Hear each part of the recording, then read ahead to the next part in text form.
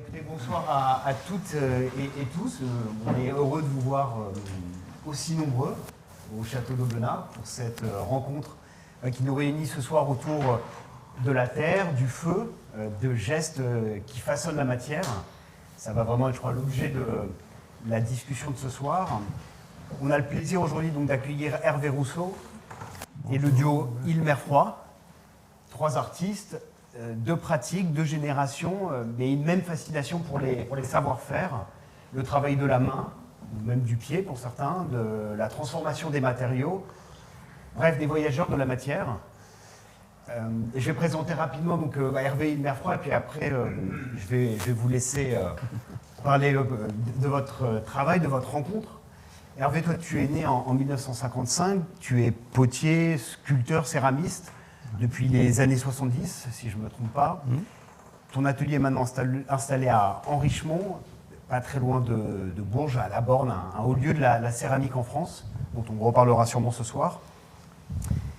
Mais ton travail ne s'est pas toujours limité d'ailleurs à un seul territoire. Tu as beaucoup voyagé au Canada, je crois, au Mali, au Japon, en Chine, en Corée aussi, je crois. Non, pas Corée, pardon. Australie. Donc des expériences qui ont nourri ton regard, enrichi ta pratique, qui t'ont amené en fait à explorer sans cesse de nouvelles voies, mais toujours en restant fidèle à cette matière brute et exigeante qu'est la terre. Tu es passé maître du grès et du four à bois. Tu as un grand four couché à 3 chambres et où tu laisses la flamme marquer tes pièces. Tes œuvres aujourd'hui figurent dans plusieurs collections publiques en France. Mais bon, au-delà de ta propre production, tu es aussi un passeur. Tu ouvres régulièrement ton atelier, tu échanges avec d'autres céramistes, avec des artistes, tu partages ton savoir-faire. Et c'est comme ça que tu as rencontré Île-Mer-Froid qui se sont initiés à la poterie à tes côtés, il y a quelques années. Île-Mer-Froid, j'ai envie de dire que vous les connaissez peut-être, vous avez peut-être eu la chance de découvrir donc, l'exposition présentée actuellement au château. C'est aussi, voilà, cette rencontre est organisée en parallèle de cette première, de cette exposition monographique au Château d'Aubenas, qui vous est consacrée, qui est visible jusqu'au 30 mars. Île-Mer-Froid, votre nom, moi, je dirais, résonne comme un paysage, une matière en mouvement. Vous êtes un duo et votre pratique évolue entre sculpture, peinture, installation, avec cette intention particulière aux métamorphoses de la matière. Votre pratique repose sur l'expérimentation, sur un dialogue permanent entre vous deux, mais aussi avec d'autres, où les formes naissent dans l'échange et de cette confrontation entre des gestes et des idées. Ce qui vous anime, je crois, c'est la transformation, l'altération des matériaux, la manière dont le temps, dont les éléments, le corps viennent inscrire leur empreinte sur ce que vous créez. Et cette recherche vous a mené en fait, à la céramique il y a quelques années, et plus précisément au sein de l'atelier d'Hervé Rousseau. Vous avez découvert chez Hervé un rapport direct et physique à la terre, vous avez appris l'exigence de la cuisson au bois, la patience nécessaire pour laisser la matière suivre son propre chemin. Et cette expérience a nourri votre réflexion plus globale sur les savoir-faire anciens, la manière de les réinvestir dans une création contemporaine. Alors, comme je vous le disais, ce soir, nous allons parler de gestes, de feu, de transmission. On va parler de tout cela aussi ensemble. On pourra échanger avec vous à l'issue de la présentation, de la discussion. Et moi, je propose pour démarrer que Hervé, tu reviennes sur ton parcours, sur cette relation particulière que tu entretiens maintenant depuis près de 50 ans avec le grès, avec la terre et le feu. Puis Île-Mer-Froid, vous raconterez peut-être votre expérience que vous avez découvert auprès d'Hervé, ce que vous avez aussi peut-être intégré à votre travail. Mais on va aussi essayer d'interroger ce soir la question du travail en commun, à plusieurs, la question de la transmission aussi des savoirs, et puis de la manière dont les pratiques anciennes, que sont la poterie par exemple, peuvent encore résonner avec notre époque. Je crois que derrière en fait, toutes ces questions, il y a une réflexion en fait, plus large sur la place du geste artisanal, on pourrait dire, et l'expérimentation dans un monde en quête de sens et de durabilité. Donc voilà, on va ouvrir cette conversation et laisser, je crois, la matière nous guider. Jouer des tours. Peut-être on peut revenir sur tes débuts en poterie. En fait, mes débuts, je pensais à la poterie traditionnelle, et voilà. Et donc, j'ai fait un apprentissage. Et une fois sorti de l'apprentissage, j'ai découvert la Borne. Et je me suis installé assez rapidement, après tout un parcours de voyage et d'expérience à droite à gauche. Et la Borne, c'est un village traditionnel, en fait. Il y a toute une tradition depuis le Moyen-Âge. Et donc, c'était vraiment le rapport à l'histoire, surtout. Et les pièces me parlaient, anciennes, quoi. Tout ce qui était ce travail de production, de façonnage et tout ça. Et les fours aussi, le four à bois. Il y a encore des fours à bois traditionnels qui ne marchent plus, mais bon, ils sont là encore. Du coup, pour être au plus près de ça, de ce que j'aimais, j'ai construit un four à bois type japonais, on va dire, qui est la version petite des fours traditionnels à la Borne. Voilà. Et donc c'est parti comme ça, sans savoir vraiment ce que c'était que le cuir au bois, travailler avec le bois et tout, mais c'était ça. Et finalement, on est parti sur une histoire où le feu nous emmène dans une terre brute, forcément, parce qu'il faut une terre nature pour prendre les couleurs de feu et tout ça. Et sans imaginer où ça allait m'emmener, ça m'a amené à ça, à la tradition, mais au feu et à la terre, quoi. Du coup, pour ça, il fallait que je trouve une argile naturelle, vraiment du sol, parce que je trouvais que c'est là où ça réagissait le mieux et où elle était nature, quoi. Parce que quelque part, quand on prépare pas sa terre, on a un produit fini et on sort quelque chose pour moi, pas trop vivant, quoi. J'avais envie d'accident. J'avais envie d'accident, de découverte. Donc c'est parti, ça a démarré, la préparation de la terre. Et pour préparer la terre, je n'avais pas de machine. Donc je me suis renseigné, j'ai vu comment on préparait la terre. Et c'était au pied, en fait, le malaxage avant préparé et tout, pour préparer des grosses quantités. Du coup, de tout ce chemin avec les empreintes, le pied, le corps et tout ça, après, je me suis dit, quand même, c'est beau, ça, il y a quelque chose à faire avec ça, avec ce ressenti-là. Je ne savais pas comment, mais ça a mis des années. Et maintenant, quelque part, j'ai éliminé beaucoup de choses. Il me reste les pieds, la terre, les mains, bien sûr, et le feu, simplement. Voilà, avant de parler des pieds, il me semble que les premières années, tu as une pratique plutôt nomade. Et tu as été longtemps tout ce qu'on appelle tourneur. Oui, alors le tourné pour les autres oui, voilà, potiers. J'étais tourneur. Après, forcément, quand on tourne dans différents ateliers, c'est pas vraiment ce qu'on ressent. On est là pour pratiquer, apprendre les gestes, mais au bout d'un moment, ça devient limité au niveau forme. On est obligé d'appliquer des formes, de faire des formes d'autres potier, quoi. C'est pas ça que je voulais, surtout. Au bout d'un moment, au bout de 4 ans, je me suis dit non, c'est pas là, je veux pas être que tourneur, ça me satisfaisait pas, quoi. Voilà. Et pourquoi, en fait, en Richemont, tu as évoqué un certain nombre de choses, tu as parlé peut-être de la qualité de la terre, c'est un haut lieu de la céramique, je pense que c'est peut-être important de resituer pour ceux qui ne connaissent pas. Alors, il y a deux choses, il y a la Borne de tout côté traditionnel, et l'arrivée d'artistes dans les années 45, un peu même avant, genre Jacqueline Lerat et Jean Lerat, Elisabeth Julia, il y en a plusieurs qui sont arrivés dans ce village de potiers traditionnel et qui ont amené un autre apport, le côté sculpture, le côté ouverture et tout ça. Donc il y a eu un peu... Ils ont commencé à cuire dans ces fours traditionnels. Et puis, après, ça a amené... Il y a eu l'école des Beaux-Arts de Bourges, donc dans les années 60, qui avaient un atelier de céramique, donc qui ont formé énormément de jeunes qui ont fait leurs Beaux-Arts, les Beaux-Arts en céramique. Donc il y a beaucoup de gens qui sont sortis de là, connus. Et voilà. Et puis aussi des jeunes potiers qui avaient voyagé aussi, pas mal. Alors beaucoup d'étrangers, ouais. Parce que finalement, la Borne est bien plus connue à l'étranger qu'ici en France, quasi, quoi.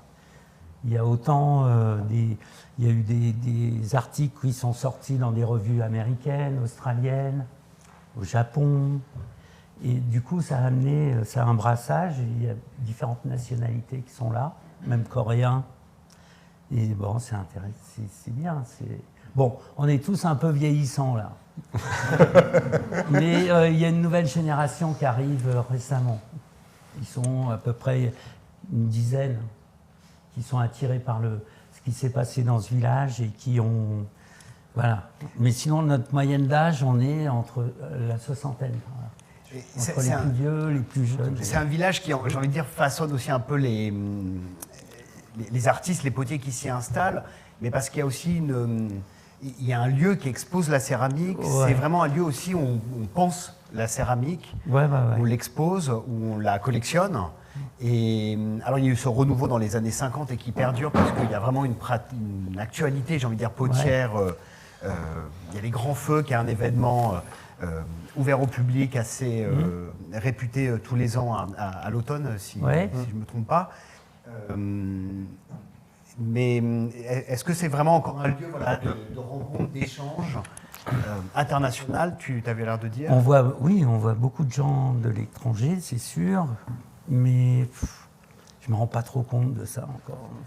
Moi, de l'expérience, je crois que je me rends un peu compte. Et d'ailleurs, la rencontre avec Ilmer Froid, elle passe notamment par le biais d'un programme de résidence. Voilà, il y a un programme de résidence à la Borne et il y a les artistes postulent et bon, ils envoient des dossiers. Et puis là, donc il y a eu Ilmer Froid, où j'avais dit je ne prendrai plus jamais de résident parce que j'en ai eu plusieurs. Et puis ça ne pouvait pas être que chez moi, quoi. C'est pas bien. Et puis quand j'ai vu leur truc, j'ai vu les deux gars, le dossier, tout ça, je me suis dit non, c'est pas possible. On est un peu dans la même voie, quoi. C'est la même, parce qu'il y a eu d'autres résidences où ça se passait bien, mais je sentais que je travaillais avec la personne, l'artiste, mais on n'avait pas grand-chose en fait en commun.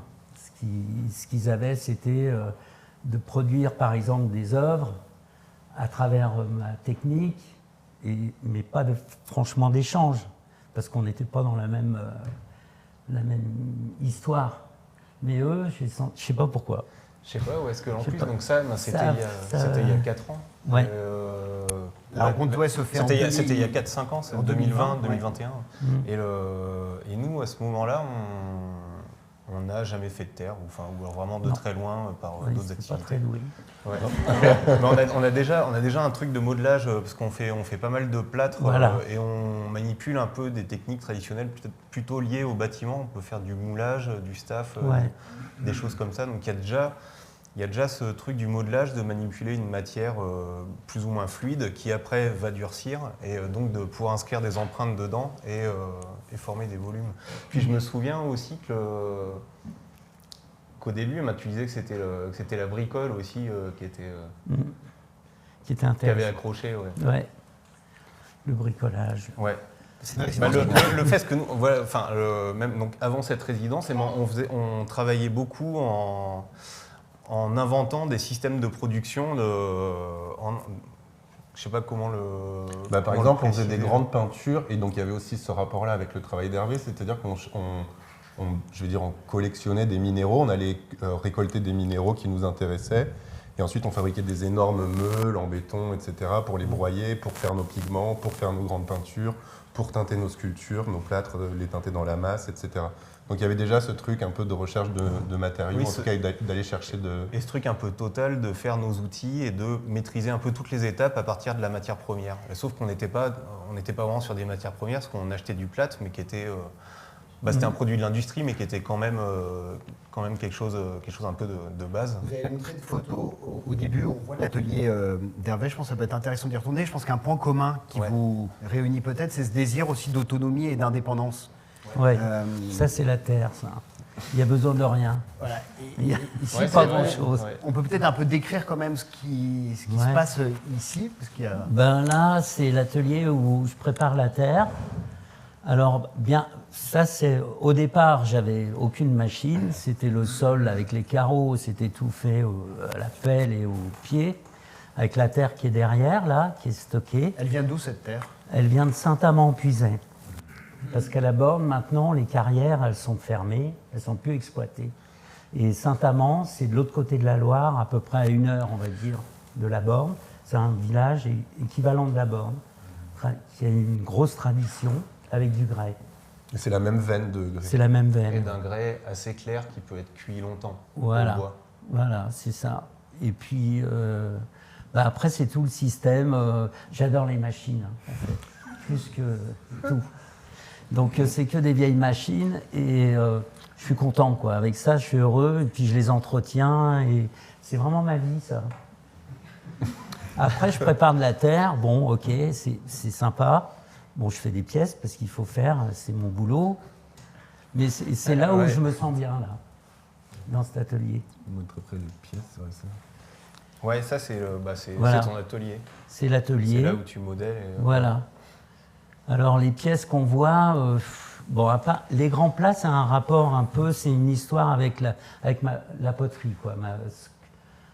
Comment dire, ça représente de la vaisselle. Bon, c'est un peu gros, c'est un peu lourd, mais c'est quand même utilitaire. C'est la bascule entre la sculpture et la poterie. Voilà. Et puis après, les autres formes, je ne sais pas trop quoi en dire. C'est des formes que tu montes avec des... On verra après, il y en a des images de pieds, de galettes. Ouais. Ouais. Mais il y a tous les vieux pots aussi qui qu'entourent tout l'atelier, Voilà, qui sont tout ça, toujours là. c'est la borne. En gros, c'est un feu. J'aime bien m'entourer de ces objets-là parce que ça me rappelle. Ouais. Je sais pas. C'est toute l'histoire de la poterie dans le coin et j'adore ça. Moi aussi. Et donc votre rencontre, elle se fait donc en 2020. Juste pour revenir quand même à l'origine de cette rencontre, c'est une résidence qui doit, je crois, durer à peu près 4 mois. 3 mois. 3 mois. 3 mois. Ça fait 5 ans que vous travaillez ensemble. Ouais. On présente à l'entrée du château, vous avez vu cette table avec ses corbeaux en céramique. C'est une œuvre à 6 mains avec les pieds de la table qui ont été notamment sculptés par Hervé. Et moi, je serais curieux de comprendre, en fait, comment ça a démarré cette collaboration. Une fois que vous arrivez à la borne, vous rentrez, une mer froide dans l'univers de la céramique, vous êtes un peu jeté dans le grand bain d'un coup, aux côtés d'Hervé. Comment vous démarrez la collaboration? Ça passe par quoi? Ça a été simple. Ouais. Par la terre, déjà. Préparer la terre. On a commencé par préparer la terre. Ouais. Voilà, la base de tout, c'est ça, c'est la préparation de la terre. En fait, de la terre, ça y est, quoi, il y a une espèce de chose, faut savoir quoi en faire avec ça, mais comme ils savaient déjà, ils avaient déjà des... Je me souviens qu'on ne savait pas vraiment, donc on est parti sur des trucs assez simples. Nous, on avait dans l'idée de faire des choses utilitaires assez grandes, dont on pourrait peut-être se servir pour faire cuire des choses ou... Je passe les autres idées qu'on avait. Donc on est parti sur des espèces de grandes jarres et je me rappelle que tu guidais un peu la technique, donc c'était de les monter au colombin, mais pas trop non plus, parce que tu regardais un peu ce qui se passait aussi. C'est ça, un peu vivant, quoi. Ouais, c'est ça. Parce qu'on n'avait pas de culture de la poterie, on n'était pas très attentif le pot, quoi. Ouais. Bon. Ils étaient lourds. Ils étaient lourds, mais bon, il fallait que ça bouge un peu. On a travaillé comme toi aussi, en faisant des plaques au pied et en montant des... Voilà. Au début, ça nous dire, ça fait tout comme Hervé. Comme Hervé, mais finalement, c'était bien de commencer par quelque chose qui est simple, où on travaille la terre par plaque et puis sans trop réfléchir. Forcément, ça tombait un peu dans le même travail que moi, forcément. Comme c'est très simple. Ouais, puis du coup, c'était aussi de rencontrer vraiment la matérialité de la terre, quoi. C'est ça. Que ce soit au colombin ou que ce soit à la plaque. Et puis, petit à petit, on s'est un peu déplacé comme ça dans les gestes, le geste des colonnes, là, qui était le geste qu'on voyait par terre avec les galettes malaxées aux pieds, donc qui donne ce motif qu'on retrouve dans plein de sculptures d'Hervé. Voilà. Et donc, qui est un geste de préparation de la terre, qui donne le motif. Et après, on a commencé à faire ces pots à feu, donc qui sont... c'est des pots tournés avec des anses collées dessus. Moi, je me suis dit, il faut qu'ils fassent des anses pour apprendre à faire des anses, c'est compliqué. Et on va faire des pots à feu. Ouais. Donc, ils en ont fait des centaines. Maintenant, ils savent faire une anse. Ils peuvent mettre une anse sur un pichet. C'était des sculptures enseignement, quoi. Ouais. Un peu, ouais. Mais ouais, elles avaient un peu cette ambivalence. Ouais. C'était on faisait des choses. Et là, c'est peut-être le moment où on commençait à faire des choses qui ne ressemblaient pas à des choses que tu ferais. Nous non plus. Et à la fois, il y a un truc très pédagogique aussi. Et vous avez commencé, un peu simple, on peut le dire aussi, un peu par des pièces utilitaires, dans un premier temps. Non. Pas vraiment, non. Bah, non, ils n'avaient pas le droit. En initiation autour, club poterie. Ouais, ils ont fait 3 bols. Ouais. Mais donc très rapidement, vous avez quand même... plaisir, quoi. Vous avez produit des pièces à ciment. Des bols. Oui, ouais. Bah, celle-là. Celle-là, qui était peut-être les premières pièces à 6 mains. Celle-là aussi, qui était... les photos que j'avais étaient de trop mauvaise qualité, mais c'est des grands plats. On avait monté un très grand cylindre comme ça, puis peut-être comme ça de diamètre, et qui a été coupé en 3 parts égales, et qu'après couché et tiré. Sur des formes en bois. Ouais, je crois qu'on les revoit plus tard. Ouais, les formes en bois, c'est des fourches de Cuvier. Hervé, il collectionne donc beaucoup de pots. Et les fourches de Cuvier, donc c'est des fourches en bois qui servent à... Les Cuviers, c'est des grandes poteries anciennes d'Auvergne qui sont des lessiveuses. Et, pour faire la lessive, quoi. Et c'est des formes qui n'ont pas bougé de l'Antiquité jusque dans les années 50, quoi. Ouais. Et en fait, c'est exactement la même forme et les mêmes gestes et les mêmes décors. Et la même technique de four, de cuisson, tout.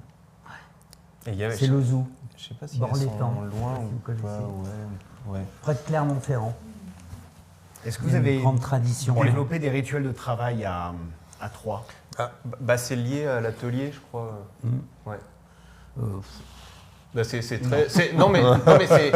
très organisé parce qu'il faut faire la terre. Après, il faut lancer des choses, mais c'est comme quand on monte des formes. En fait, il y a un peu les contraintes mécaniques pour que ça tienne debout. Là, c'est pareil. Faut commencer à les monter. On en commence tel nombre parce que comme ça, on peut tourner et on s'embête pas trop.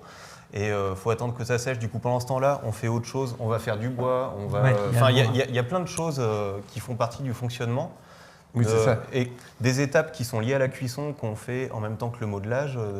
Faut réparer l'éolienne qui fait l'eau pour l'atelier. Il y a de la bricole quand même. Ouais, il y a des tas de trucs à faire.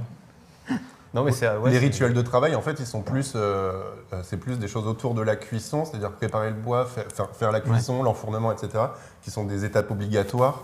Et qui sont des étapes finalement très techniques, quoi. Et c'est peut-être ça qui crée les rituels de travail, quoi. Et qu'après, presque, quand d'un seul coup on fait une sculpture, c'est comme si c'était plus un moment, un espace de respiration entre tout ça, quoi, entre toute l'organisation de la cuisson, quoi.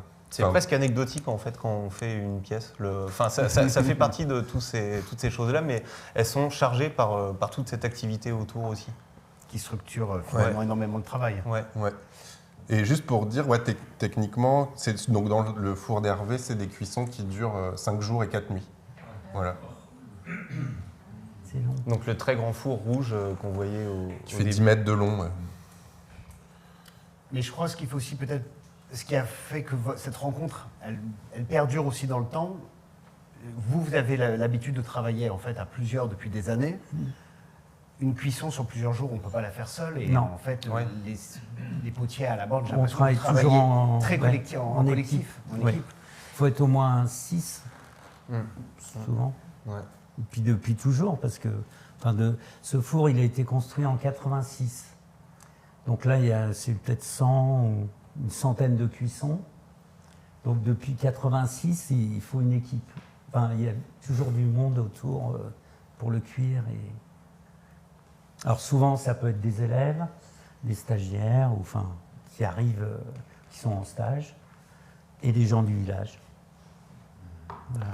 Puis nous, on travaille ensemble, mais aussi, Hervé, toi, tu travailles avec Isabelle tous les jours, donc il y a ce rapport-là aussi.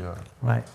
Et vous pensez que ça a pu favoriser, faire que votre collaboration, quelque part, elle perdure tout ce temps Ouais. Mais c'est lié aussi, déjà Hugo, il adore faire à manger. C'est pratique. C'est très pratique. Ça aide, ça. Ouais, pendant les cuissons. Non, mais c'est ça motive. Petit à petit, oui, tout le monde prend sa place dans le système, quoi. C'est au-delà de l'atelier, quoi. C'est un tout. Un fonctionnement organique aussi, familial quasiment, à un moment. C'est ça. C'est la poterie. Ouais. Puis, nous, en fait, avec Boris, on avait une pratique, on n'avait pas vraiment d'atelier aussi avant de découvrir, de rencontrer Hervé, de commencer à travailler la terre. Et c'est-à-dire qu'on avait toujours une pratique où, quand on avait une exposition, on essayait de se faire des temps de résidence autour des lieux d'exposition pour être finalement d'être un peu contextuellement juste, quoi, j'ai envie de dire, enfin, d'essayer de se nourrir un peu de l'environnement dans lequel on allait exposer, pas arriver juste à un endroit et poser des trucs et puis voilà, c'est réglé, c'est fini. Bah, comme pour l'exposition du château où on a travaillé au Sentier des Lauses pour produire tous les tissus. Ouais. Et du coup, quand on a commencé à travailler avec Hervé nous a offert un tour bourgeois. Et du coup, ça a commencé comme ça. En fait, on avait un tour. C'est les tours bourgeois, c'est les premiers tours électriques qui sont arrivés à la borne. Les années 30. Des années 30. Donc c'est une grande estrade de peut-être 1,50 m sur 1,50 m. Et à partir de là, en fait, on a posé ça donc, dans notre atelier en Aveyron. On a trouvé un endroit. Et à partir de là, on a commencé à ramasser et à récupérer toutes les mêmes machines qu'Hervé. Et après, Hervé nous a trouvé des briques. Et après, on a fabriqué notre four. Donc en fait, voilà, il y a ce truc où de transmission, là, pour le coup. Et où on sait complètement et... sédentarisé parce que ça va avec. Ouais, il faut une petite fabrique. Voilà.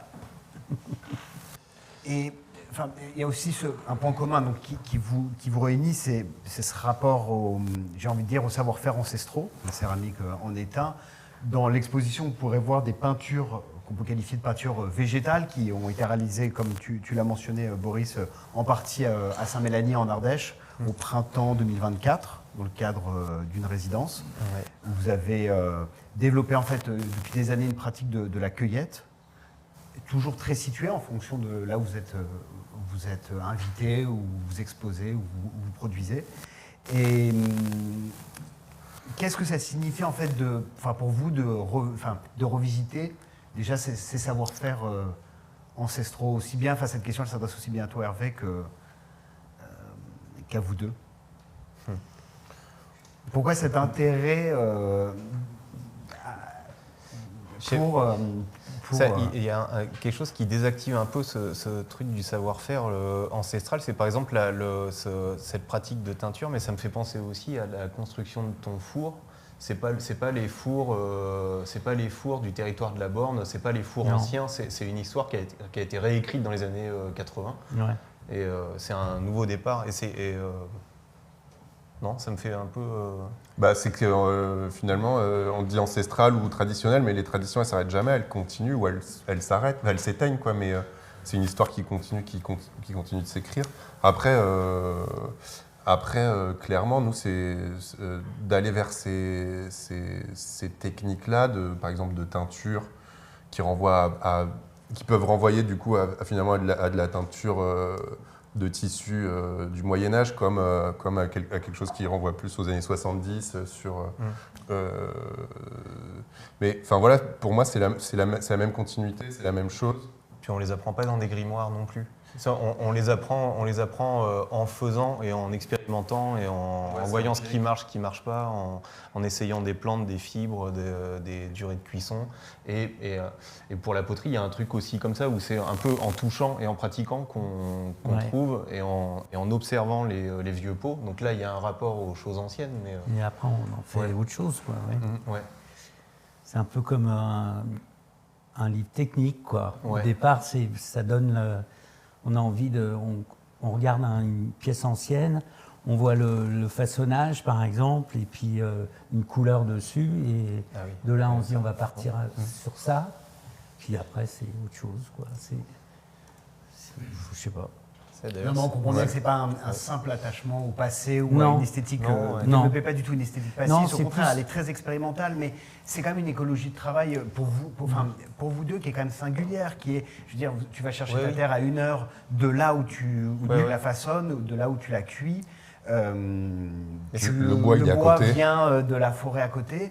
Là, aujourd'hui, vous avez sédentarisé votre atelier en Aveyron, mais pareil, les socles de vos sculptures, de vos céramiques, c'est du bois qui vient pour beaucoup de l'atelier ou du parce lieu que où nous, vous avez... notre atelier, il est implanté à côté d'un chantier de maisons en bois. Donc, en fait, toutes nos céramiques, elles sont cuites avec les chutes de ces maisons en bois. Donc, c'est juste du recyclage, quoi. Bien sûr, du coup, d'utiliser ces techniques anciennes, je vais dire, je sais pas si on peut... En tout cas, c'est vraiment un rapport d'autonomie aux matériaux, d'économie aussi, parce que la terre, elle va pas coûter le même prix qu'un pain de terre, quoi. Et comme Hervé disait, c'est pas la même matière. C'est une matière c'est une matière qui est beaucoup plus vivante, c'est sûr, et d'économie et d'écologie. Enfin, en tout cas, pour nous, c'est vrai que c'est une notion qui fait vraiment partie intégrante de notre production. C'est vraiment, nous, ça nous intéresse beaucoup ce rapport premier de l'écologie, qui est vraiment le rapport de un groupe d'individus, son environnement et l'interaction de ce groupe d'individus et de cet environnement et qu'est-ce que ça produit, quoi. Ce rapport triangulaire, ça c'est vraiment quelque chose qui nous habite un peu, quoi. Et de plus en plus. Oui, et dont on retrouve des traces du coup dans tout ça là, chez toi avec comment ça marche avec le bois, parce que tu parlais de nous avec l'atelier des chutes du chantier de construction, mais chez toi pendant longtemps c'était les douelles de tonneaux qui fournissaient le bois aussi. Ah oui, c'était ça, les chutes de tonneliers. Mérin. Mérin, Il y a peut-être un dernier détail avant de passer aussi aux questions avec le public, parce que le temps file. On n'a pas beaucoup parlé du feu. Tu as évoqué les temps de cuisson qui sont longs. Il y a aussi une dimension, à la fois il y a une grande maîtrise du feu qui s'acquiert avec le temps, mais il y a toujours une part aussi en fait d'inconnu. Et ce serait peut-être intéressant de parler un petit peu on se disait un jour que tout était une histoire de peinture. Et dans vos sculptures, dans vos céramiques, la marque de la flamme, j'ai envie de dire, vient peindre le support. Je crois que c'était aussi quelque chose qui nous intéressait, parce qu'on cherche souvent des manières de se détacher individuellement de ce qu'on fait pour que ça soit vraiment quelque chose de commun, de collectif. Collectif. Qui n'est pas un geste individuel. Ouais. Et le fait il y a tout le modelage avec les traces qu'on va faire dessus, mais là on essaye de tourner, tout le monde y touche plus ou moins.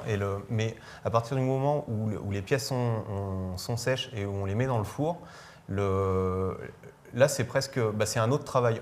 C'est un peu, on prend de la distance aussi par rapport aux sculptures. Ouais. Et puis c'est collectif là. Ouais, et c'est complètement collectif. Ouais. Vraiment, parce que on ne peut pas être tout seul face au feu pendant 5 jours, par exemple. Ouais. Donc, il faut faire confiance, et puis il faut que chacun donne le mieux. Enfin, il y a tout un truc là sur ces 5 jours où on passe jour et nuit, et donc c'est un peu comme dans un bateau où, je ne sais pas, s'il y a une tempête, il faut réagir très rapidement parce que ça peut être foutu ou ça ne monte plus. Comprendre pourquoi ça ne monte pas, amener le bois, il faut que tout le monde ait de l'énergie pour ça. Il y en a un qui est un peu faible, ça se sent. Donc c'est important. Ouais. Le feu, et puis on dit souvent le feu, il y a quelque chose de purificateur, il y a quelque chose qui est bizarre, il y a un phénomène entre la fatigue, la chaleur, le feu à regarder tout le temps. C'est une espèce de... On est parti dedans et on ne peut pas le lâcher de toute façon, sinon c'est raté. Donc c'est bien. Ouais. C'est bien, c'est un drôle de truc. Mais c'est vrai que par exemple quand on fait les tissus, c'est pareil aussi. Voilà. Tu vois. On fait des bains de teinture et après on fait des cuissons qui durent... une journée. Le temps qu'elle dure, et c'est ça qui va vraiment marquer la chose. Donc c'est pas, ça s'arrête pas quand on décide d'arrêter le coup de pinceau non plus, quoi. On essaye de créer des phénomènes qu'on va pas maîtriser, quoi. C'est ça. Plus ou moins maîtriser. Et par exemple, pour parler du feu, ça, c'est donc les pièces d'Hervé. Et il y a aussi donc ton geste au pied qui fait ce motif et qui va vraiment venir... qui est un geste finalement qui va venir capter la flamme et les effets du feu quoi, aussi. Ouais. Parce qu'en fait, quand on cuit des pièces nues comme ça, le fait de faire des empreintes, la flamme, elle passe et elle s'accroche plus facilement aux endroits, comme c'est irrégulier. La cendre aussi va se déposer, enfin, il va y avoir quelque chose qui va se passer. Alors que lisse, c'est différent, c'est autre chose, il va falloir... Ça va être beaucoup plus uni, beaucoup plus... Mais je crois que maintenant, subtil, c'est même plus... C'est plus les effets que je cherche, en fait, maintenant. C'est... je sais pas quoi, mais c'est... même une pièce qui n'est pas très bien cuite, pour moi, s'il y a quelque chose, je sens quelque chose dedans qui m'émeut, enfin, c'est pas parce qu'elle est bien cuite, c'est pas parce que... Je commence à évoluer. Parce que souvent, le potier, ce qu'il veut, c'est reproduire. On a envie, moi, j'ai vu pendant des années, il y avait une goutte de cendre, par exemple, ou un flammé magnifique, dans les gris bleus, enfin, on est dans les oranges et tout ça. C'est vrai que c'est très beau. Mais maintenant, j'accepte beaucoup plus facilement des choses plus simples, plus unies, même des fois. Voilà. Ouais, puis tu disais, il y a tellement de travail, et il y a tellement d'énergie et de monde autour de ce travail que de toute façon, à la fin, c'est bien. Ouais. Il y a une galerie un jour qui m'a dit, Hervé, pour l'exposition, tu vas faire des belles pièces, hein, tu vas... Et j'ai dit oui, mais moi, tout ce qui sort du four, c'est beau. Tout. J'ai dit, bon, je vais fermer son truc.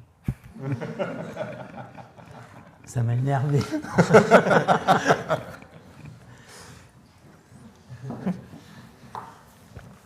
On peut peut-être passer aux questions, si vous voulez. Alors, il y a un... Pardon. Ok. Oui. Il n'est pas besoin de...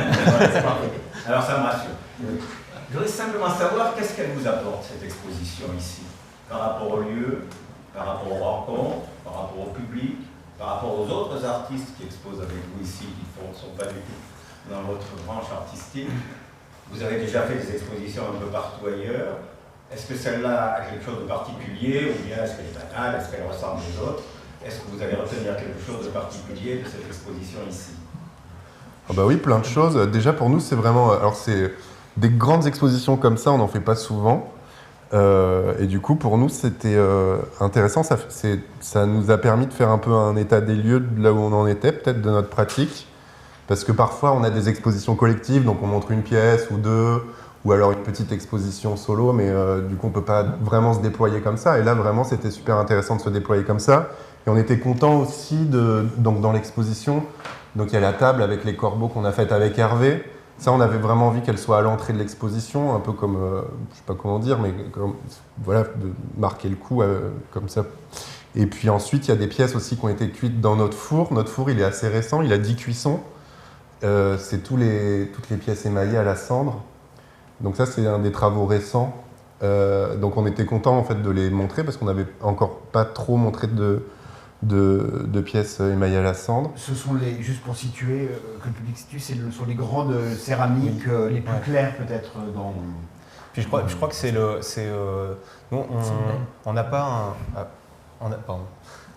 on n'a pas un stock énorme de pièces. En fait, on travaille beaucoup à chaque fois. Et à chaque fois, c'est un peu une étape dans notre parcours qui est vraiment importante à chaque fois.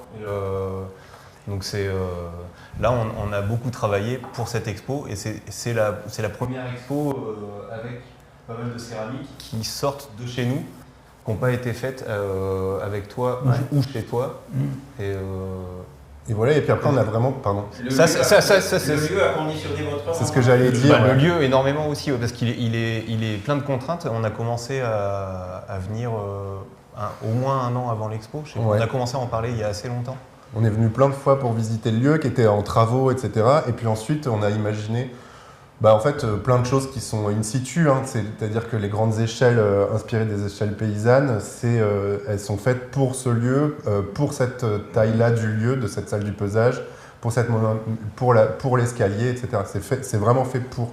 Donc c'était adapter notre travail au lieu tout en essayant je crois, de jouer avec dans ses hauteurs, etc. quoi. Et ça sera réutilisable? Et dans le four, ouais. Non, on verra, ouais, sans doute. Je crois que tout ce que vous faites, on a déjà eu cette discussion, mais il y a vraiment un recyclage permanent, ou en tout cas un réemploi plutôt, d'anciennes pièces, de matériaux. Et... Ouais. Jusqu'à un certain... Oui, à la fois on produit vraiment des choses neuves à chaque fois. Donc, ouais. C'est peut-être la première fois où on montre, comme les lampes sur les étagères, vraiment quelque chose de plus ancien qui vient d'ailleurs, mais qui documente un peu aussi le parcours de sculpture et l'atelier.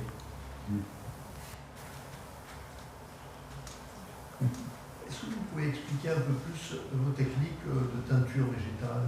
Ouais. Alors déjà, avec Boris, on collectionne les draps anciens.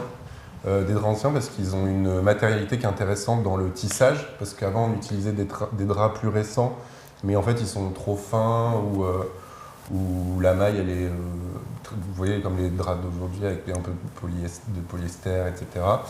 Et donc le grain en fait du drap nous plaît, et ensuite c'est vraiment une pratique on a une pratique de la cueillette sauvage, donc quand on est dans un endroit on va cueillir des plantes qui sont autour de nous, on va essayer des choses tout le temps, on essaye des nouvelles choses. Donc ça va dépendre des saisons, ça va dépendre des paysages, et voilà. Et donc ensuite on a ces draps, ils sont mordancés. C'est ça la question. Vous voulez vraiment que je raconte la technique? Oui, un peu. Ouais, d'accord. Donc ils sont mordancés avec un sel métallique, c'est-à-dire que ça prépare la fibre du tissu. Et elle va pouvoir comme ça recevoir les masses tinctoriales des plantes. Donc ensuite quand on accueille, en fait il n'y a pas besoin de cueillir énormément. Non, ouais, c'est plutôt économe nos bains de teinture, ouais, par rapport à d'autres pratiques où ça peut être vraiment très chargé pour avoir des zones où on a des aplats vraiment uniformes. Nous, vu qu'on cherche des choses assez nuancées, avec que ça se dessine, qu'il y ait différentes choses qui apparaissent, on ne les cherche pas forcément. C'est plutôt peut-être sur la durée de cuisson. Ouais, c'est ça. Et donc après, il y a plusieurs choses, mais en gros, on a les tissus, on va mettre nos plantes dedans, on ferme les tissus, puis on les cuit dans de l'eau. Et puis, des fois, on les laisse très longtemps. Sur un feu de bois. Et voilà, sur un feu de bois, on les laisse très longtemps. Ouais, ouais, alors, parfois. Parce que des fois, il n'y a pas de motif. Les motifs, c'est des feuilles qui sont appliquées, les tissus sont refermés dessus, et les feuilles sont cuites dans le tissu. Ou alors c'est des bains qui ont fermenté, et du coup les tissus ils sont pliés, et du coup c'est les plis du tissu qui vont prendre plus les tanins à des endroits ou pas. Ou des zones plus chaudes. Et des fois la casserole elle est en fer, ou des fois elle n'est pas en fer. Des fois quand elle est en fer en fait ça va noircir, quoi. Et des fois on rajoute un peu de fer. La soupe de clous. Voilà. C'est ça, c'est hyper empirique en fait, on a un barbecue en gros avec une casserole. Et on a plein de tissus préparés, et on cueille, et on les cuit, on les sort, on a des grands fils comme ça qu'on étend, on les regarde, et puis des fois il y en a qui ne sont pas assez puissants, donc on les remet, et voilà, c'est comme ça, et on se fait des sessions pendant 2 semaines, on fait que ça. Puis ça fait quelques années maintenant qu'on fait ça, mais peut-être qu'au début, on appliquait plus des méthodes pour avoir des rendus un peu comme les impressions de feuilles, les choses comme ça. Et maintenant, on s'en sert vraiment plus comme un outil de peinture. On se donne vachement plus de liberté. On fait un peu plus n'importe quoi parce qu'on arrive un peu plus à le maîtriser aussi. Du coup, on le met un peu en crise. Ouais. Et puis après, du coup, on a tous ces laits de tissu teint. Et puis on a souvent des portiques comme ça en bois. Donc souvent c'est en bois. Et ensuite, là, on a tous nos tissus. On va commencer à composer avec nos tissus. Et là, il y a un vrai geste de peinture pour nous, quand on juxtapose 2 tissus, etc. C'est comme si on peignait dans l'espace. L'espace. Et si vous n'êtes pas d'accord, qu'est-ce qui se passe? C'est celui qui aime qui a raison? On s'engueule. Ouais. On s'engueule, c'est vrai. Mais normal, quoi. Pas fort. Ouais. Non, pas fort. Non. Pas longtemps. Et pas longtemps. Il y en a un qui part et l'autre qui revient. Non, c'est pas vrai.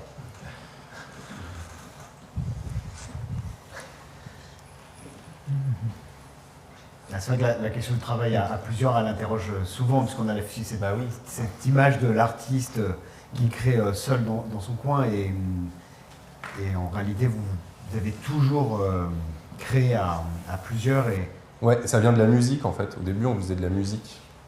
Et après, on s'est dit, pourquoi pas faire des sculptures ensemble, faire un groupe de sculptures. Est-ce que je pourrais peut-être montrer le truc avec le... Et non, mais c'est vrai que ce truc d'effacer en fait le geste individuel, ça nous plaisait beaucoup aussi, de se dire d'être des artistes, Je zappe un peu. enfin d'être une entité artistique à plusieurs. C'est pour vous montrer un peu, si le temps court, mais des images de l'atelier aussi, parce que moi je trouvais que un peu l'enjeu de la rencontre aussi, c'est vous montrer un peu d'intimité qu'on ne voit pas forcément dans les expositions. Ouais. Voilà, c'est toutes les machines que Hervé nous a fait récupérer. Oui, c'est la même. Ça c'est le four, donc notre petit four, beaucoup plus petit que celui d'Hervé, qui cuit beaucoup plus vite aussi. Bien. Ouais. Et ça, c'est un bout du chantier de construction dont on vous parlait quand on parlait du bois qu'on récupère. Et du coup, forcément, tout cet environnement de fabrication de ces maisons en bois, ça influe sur notre travail, quoi. Enfin, c'est des environnements qui sont pour eux, quoi. Donc, on ne pourrait pas, tailler le marbre à cet endroit-là. Est-ce qu'il y a quelque chose qui guide votre travail de volume? Ouais. Notamment ce qui est dans l'expo, ça me fait toujours penser à comme des corps de résonance. Ouais. Je me suis amusé à souffler dedans. Ouais. Pour voir à quel point ça allait peut-être sortir un son. Ou Ouais, alors quelque chose qui guide. c'est pas le son en tout cas, c'est des formes. Déjà, on travaille à deux, donc on a souvent quand on travaille, on a quand même besoin qu'il y ait une certaine amplitude pour qu'on puisse tous les deux intervenir avec au moins nos deux corps, quoi, pour qu'il y ait un espace d'expression pour tous les deux. Ça vient de la poterie, de la grande poterie aussi. Ouais. Des formes que tu peux porter. C'est très conditionné à la taille du four aussi. Enfin, tu fais le four en projetant sur une taille de pièce que tu vas faire. Et peut-être. Ouais. Et après, ça donne un peu des formats aussi. Et après, il y a vraiment cette histoire. Pour nous, c'est des pots. Mais c'est des pots à embrasser, quoi. Et ça devient des torses. Voilà, quoi, des formes qu'on peut porter. Après, il y a la mécanique pour que ça tienne debout aussi, de monter des parois comme ça. Ça, on ne l'a pas inventé. Mais c'est des choses simples. Ouais, moi j'aime bien aussi que ce soit comme des accidents, comme si on était vraiment des potiers très très amateurs, et que du coup il y a comme ça des excroissances ou des choses qui... Et en fait on se laisse aussi beaucoup porter par la matière, parce qu'on va monter un peu trop vite à un moment donné, par exemple au Colombin, et du coup la terre va être peut-être un peu trop molle, et du coup ça va commencer à s'affaisser, et on va trouver que c'est pas mal en fait cet endroit-là, et du coup on va essayer de la conserver, on va la renforcer à l'intérieur. Finalement, un peu comme la teinture végétale, où à force de quelque part mieux connaître, maîtriser la technique, vous la malmenez de plus en plus, vous la poussez dans ses limites et vous expérimentez toujours plus. En même temps, on le voit dans l'exposition, il y a vraiment des formes qui sont des formes essentiellement potières. Je pense aux chiens, je pense aux peaux qui figurent en fait au sol dans l'exposition, qui ont été donc cuites dans le four d'Hervé, avec cette fameuse terre très ferrugineuse, donc plus rouge, plus foncée, du centre de la France. Mais je crois que non, vas-y. Moi, je pense que votre sculpture, en fait, il y a la notion de vide aussi, de ce qu'il y a dedans. Ouais. On sent que c'est pas qu'extérieur. Il y a une respiration dedans aussi, ce qui fait que ça fait très poterie. Déjà. C'est vrai. Et il y a ça qui est bien. Moi, c'est vraiment ce truc que tu dis quand j'ai découvert la terre chez Hervé. C'est direct que je me suis dit, mais c'est fou en fait ce qu'un pot peut avoir. Parler de sculpture, mais énormément, quoi. On parle de le vide, l'intérieur. Oui, parce que finalement, c'est presque un peu des mises en scène, parce que si tu as une poterie, tu as aussi tout ce truc d'empreinte, de prise, Et Ouais. ça c'est un peu exagéré. Voilà. Mais c'est ce qu'on lit dans un vieux pot, Ouais. par exemple. Toutes les traces d'un potier qui a 200, il y a 200 ans, ou n'importe, on peut imaginer comment il l'a fait, le sentir, quoi, par toutes ces traces et par le... Ça, c'est génial. C'est au toucher.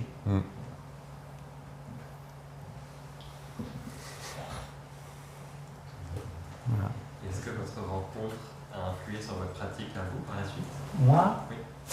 bah, certainement, je sais pas trop. Non. Sur, En bah, termes de perception peut-être d'imperfection, Non, de perception. perception. Parce qu'il y a peut-être là, il y a quelque chose à voir. Ouais, non, mais moi je suis admiratif, hein, parce que je sais pas comment expliquer ça, mais leurs pièces, en très peu de temps, et c'est parce qu'ils ont cette sensibilité-là, enfin il y a une sensibilité que je trouve géniale. Même pour les couleurs et tout, moi j'aurais jamais osé mettre ce qu'ils mettent dessus. Bon, je suis pas... Voilà. Ça c'est extraordinaire, quoi. Donc quelque part, ça me touche, ouais. Après, Ouais. du coup, c'est une relation super amicale, très forte et tout, mais par exemple, on parle de musique tout le temps et Oui. tout ça, donc on fait découvrir des groupes de musique. Ah oui, je suis un peu plus vieux. Oui, vous parliez de musique. Vous faisiez de la musique avant, c'est ça? Ouais. Et qu'est-ce que vous faisiez comme genre de musique? Beaucoup, on faisait de la musique Bricolé. improvisée, ouais, Ouais. plutôt avec des instruments électroniques ou électriques rudimentaires. Ce genre de. Avec des genre- poteries, vous n'avez pas essayé? Non, Non. ouais. Non. Enfin, quoi que moi, c'était pas une poterie, c'était un pot Ouais. en inox, et j'avais un micro dedans, Ouais, c'est et du coup, ça faisait un Larsen tout rond. Et du coup, quand je levais mon pot, ça faisait ouh. c'est dur à décrire. Ouais. C'est une espèce d'ambiance trance païenne, quoi. Un peu techno, mais. Concrète et concrète. Ouais. Ouais, c'est ça. Mais c'est écoutable, hein. Écoutable mais pas audible. Ouais. Moi, j'ai rigolé quand ils m'ont dit on va faire un concert chez toi et tout. Donc ils sont arrivés, ils avaient des sacs de supermarché avec des paquets de fils, des trucs mais en vrac. Vraiment, ils sortaient tout comme ça, ils branchaient dans tous les sens. Il y en avait partout. Je me dis, qu'est-ce qu'ils vont nous faire? Et bien finalement, c'était bien. C'était presque l'installation qui était géniale, quoi. Le temps de la préparation. Le concert, c'est un peu le branchement. Et ben c'est ça. Ils jouent déjà pas mal avec les fils et leurs ampoules là, dans leur installation. Là. Oui, voilà. Ben, ça fait ce genre-là. Bah, d'ailleurs, ces sculptures, au départ, on en avait fait une, parce qu'en fait, on jouait au sol et dans le noir, et on avait fait une. Alors, en fait, on était souvent invités dans les lieux d'exposition pour faire des performances concerts, mais nous, on avait notre pratique sculpturale qu'on voulait montrer aussi. Et non, mais en fait, on avait fait ces sculptures pour faire comme un feu, vous voyez, et où on jouait autour. Et donc, il y avait comme ça ces sculptures, ces objets un peu bizarres, et voilà. C'était rendre un peu ça visuel, quoi. On était jeunes. Ouais. Voilà.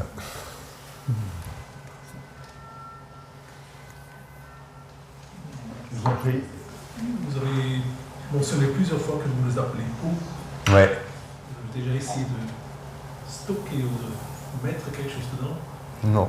Dire de l'huile d'olive ou... Ouais. Il en faut beaucoup. Hein. On était dans une distillerie, ils ont stocké du whisky dans des pots. Ah ouais. Ça serait fascinant que ça... Vous avez essayé de faire du vin? Oui, Ouais, ouais.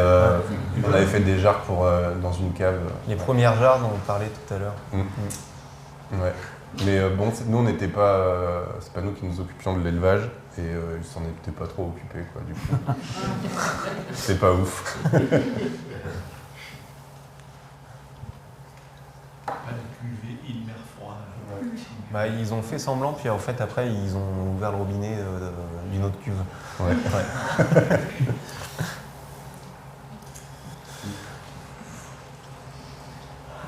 Bon, bah écoutez, s'il n'y a pas d'autres questions, Merci beaucoup. merci à vous. Merci beaucoup d'être venu.